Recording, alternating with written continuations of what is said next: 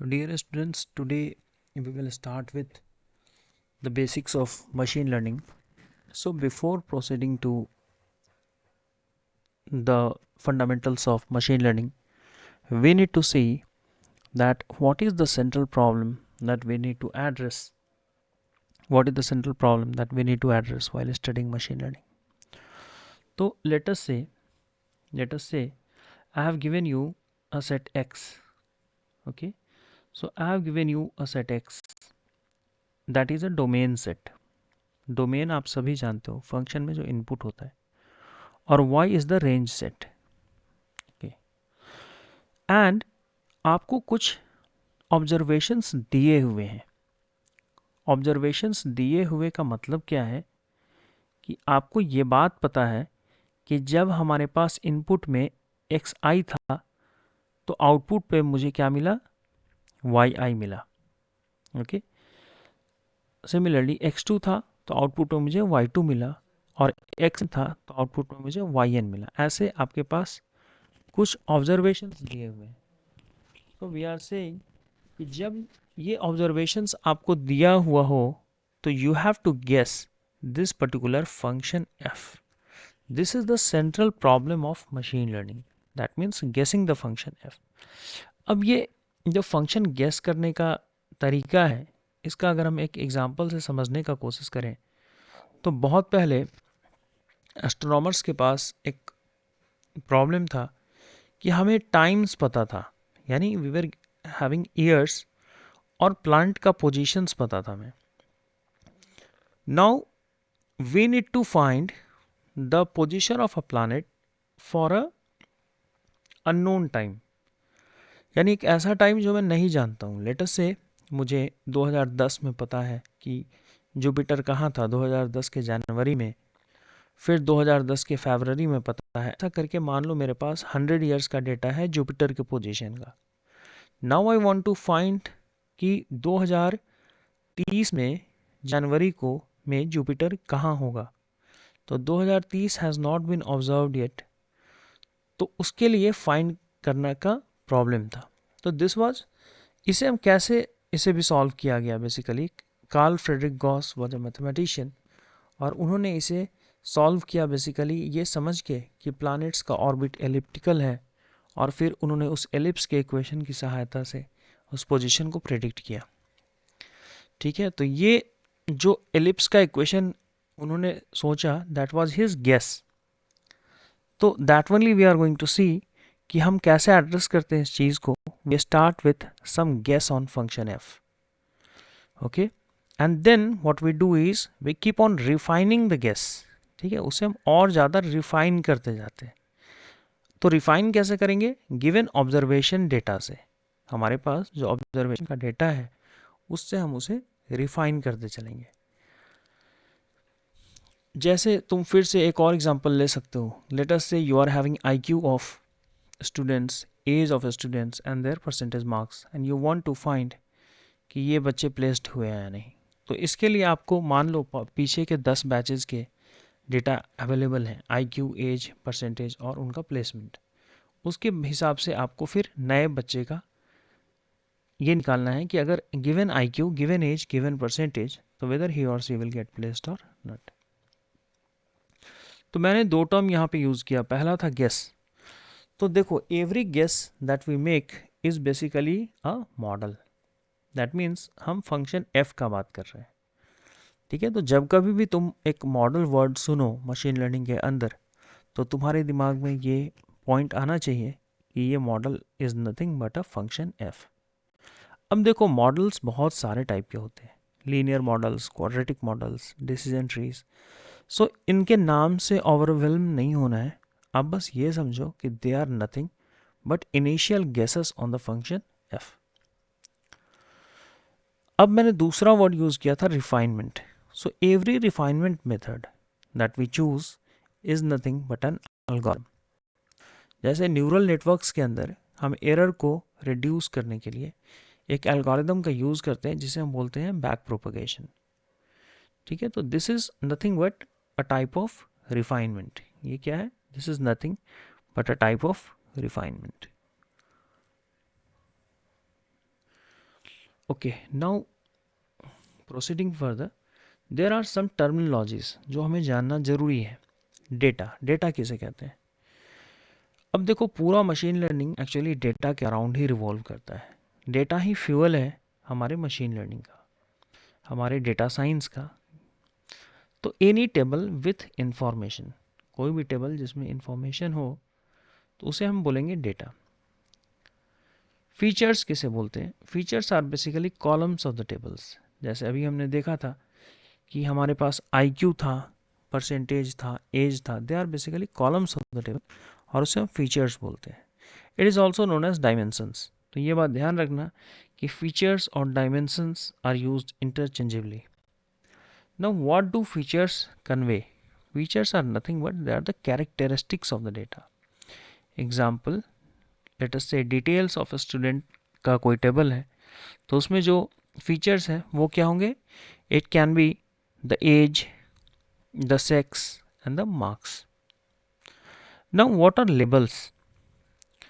If you are trying to predict a particular feature, अगर हम एक पर्टिकुलर फीचर को प्रेडिक्ट करना चाह रहे हैं, ठीक है, जैसे यहाँ एज, सेक्स, मार्क्स के साथ मान लो लिखना है कि प्लेस्ड और नॉट, प्लेस्ड और नॉट, ये भी एक फीचर है let's say, and we are going to predict this. ठीक है, but how we are going to predict this? Based on the other features, age, sex और मार्क्स के हिसाब से। तो व्हाट वी विल से कि ये एक लेबल है। If you are trying to predict a particular feature based on other ones, then that feature is a label. Okay, now देखो प्रेडिक्शन। अब प्रेडिक्शन क्या है कि वो जो मॉडल तुमने चूज किया वो क्या गेस कर रहा है। ठीक है, इट मे बी राइट और wrong, but what guess it makes, that is known as the prediction. जैसे एक वेदर प्रेडिक्शन सिस्टम है, तो व्हाट इट डज, जो कोई भी वेदर का एक मॉडल बनाया गया होगा वो कुछ भी प्रेडिक्ट करेगा कि tomorrow it is going to rain और नॉट, तो that is known as the prediction. It doesn't matter कि कल एक्चुअली रेन होने जा रहा है या नहीं। ठीक है, तो that is just a prediction. अब देखो, लेबल्ड डेटा हम किसे बोलेंगे और अनलेबल्ड डेटा किसे बोलेंगे? जब हमारे पास जो चीज़ हम प्रेडिक्ट करने जा रहे हैं वो भी पहले से मौजूद हो। जैसे अगर आप इस एग्जाम्पल को देखो तो यहाँ पे हमने स्टूडेंट का IQ, मार्क्स लिया, और जो मुझे फाइंड करना था प्लेस्ड, इसके भी कुछ डेटा दिए हुए हैं, यस और नो। तो ये लेबल्ड डेटा का एग्जाम्पल हुआ। अनलेबल्ड डेटा मतलब आउटपुट का फीचर आपके पास नहीं है। जैसे पेट का अगर हम लेते हैं एक टेबल बना के, पेट जैसे कैट, डॉग क्लासीफायर, तो साइज़ पता है उसका, बॉडी लेंथ, टाइप पता है आपको उसका, और फिर एक फीचर अगर हम ऐसा सोचें कि इज़ इट अ कैट और अ डॉग, वो नहीं दिया हुआ है आपको। तो सच काइंड ऑफ डेटा जिसमें आपके पास आउटपुट कॉलम नहीं है, हम बोलेंगे अनलेबल्ड डेटा। अब देखो, इन सारी चीज़ों को हम समझने का कोशिश करते हैं एक और एग्जाम्पल से। लेट अस से लंग कैंसर डायग्नोसिस सिस्टम हमारे पास है, तो उसमें हम करते क्या है, एक एक्सरे इमेज लिया हमने, उस एक्सरे इमेज को उस एक्सरे इमेज में ढेर सारे पिक्सल्स होंगे। तो लेट अस से P पिक्सल्स हैं लेंथ के अलॉन्ग और पिक्सल्स विड्थ के अलॉन्ग। तो यहाँ पे टोटल जो पिक्सल्स है वो PQ साइज वेक्टर हम इसे समझेंगे। ठीक है, we will assume it to be a PQ sized vector. अब जो सारे पिक्सल्स हैं that can carry an integer that can carry a value between 0 to 255। Okay, एक और चीज़, जैसे एक ऐसा फंक्शन जो इनपुट भी वेक्टर्स को लेता हो और आउटपुट भी वेक्टर्स को देता हो, तो इसे हम बोलते हैं वेक्टर वैल्यूड फंक्शन, जैसे रियल वैल्यूड फंक्शन है ना वैसे। तो देखो, अगर तो कोई भी जो PQ साइज वेक्टर है, basically it is a point in R dimensional, sorry, a point in PQ dimensional real space. अब अगर हम सारे सैंपल को, जैसे मान लो हमने 1000 एक्सरे दिया उस सिस्टम को लर्न करने के लिए, और ये हमारा ये पूरा सब सेट बन गया। ठीक है, X, कैपिटल X, जो D डायमेंशनल स्पेस का एक सेट है। इसमें से अगर हम किसी एक एक्सरे का बात करें तो we are saying it XI। तो what capital X is, it is a set, vectors का सेट है। YI क्या है, जो हमें आउटपुट चाहिए, वो लेवल क्या है, 0 और 1। That means 0 stands for let's say malignant and 1 for benign. तो एक रेडियोलॉजिस्ट रियल लाइफ में क्या करता है? एक radiologist basically he finds a relation in his mind between x and y, कि वो एक्स को देखता है, एक्स के किसी एक कंपोनेंट को, लेटर से एक्स आई, किसी एक आदमी का एक्सरे, और उससे वो अज्यूम कर लेता है कि आउटपुट विल बिलोंग टू 0 और 1. So in real life F is a radiologist. But हम अपने मशीन को ये कैसे समझाएंगे? क्या हम ये कोड कर सकते हैं? No, it is nearly impossible, because आप millions and billions of parameters को लोगे फिर भी आप एग्जैक्टली कोड नहीं कर पाओगे. So what is the other way round? We give millions of x-rays. ठीक है, हम मशीन को millions and billions of x-rays दिखाते हैं, और हर के कॉरस्पॉन्डिंग हम ये बताते हैं कि दिस वाज 0 और this was 1, it was benign और it was malignant. And then our machine या algorithm itself figure out what is the function of f, what is the function f. तो by this we can say कि जो हमारा machine है it starts to learn. Okay, the machine starts to learn that the pattern. अब इसके बाद देखो, ऐसा बहुत सारा केसेस और भी हम ले सकते हैं. जैसे अगर हमारे पास कोई ऐसा एल्गोरिदम है जो फेस को देख के ये डिटेक्ट करता है कि वो मेल का है या फीमेल का, तो बेसिकली वो कर क्या रहा है? आपके फेस के सिमेट्री को स्टडी कर रहा है, प्लस फेशियल फीचर्स को देख रहा है, plus amount of light reflected by your face. और इन सब चीज़ से देखो, amount of light reflected by your face से वो सारी चीज़ को समझ रहा है, फेशियल फीचर्स को. तो बस एक अमाउंट ऑफ लाइट रिफ्लेक्टेड से वो एज्यूम कर पा रहा है कि वो मेल है या फीमेल. तो वो ऐसा इसीलिए है बिकॉज वो अलग अलग पैटर्न्स को समझ रहा है. We have fed it millions of data that were already labeled, and seeing that it devised a pattern, it derived a pattern, ताकि अगर हम उसे एक नया फेस दिखाएं, एक नया इमेज दिखाएं, तो वो उसे क्लासीफाई कर पाए कि either if is a male और अ फीमेल. अब पूरे मशीन लर्निंग को पढ़ने का दो तरीका है. एक है डिटर्मिनिस्टिक व्यू पॉइंट.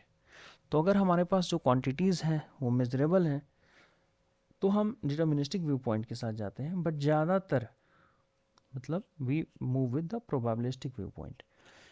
अब प्रोबेबिलिस्टिक व्यू पॉइंट बेसिकली है क्या? तो प्रोबेबिलिस्टिक व्यू पॉइंट है कि just perform hundreds, thousands and millions of experiments and then derive the inferences.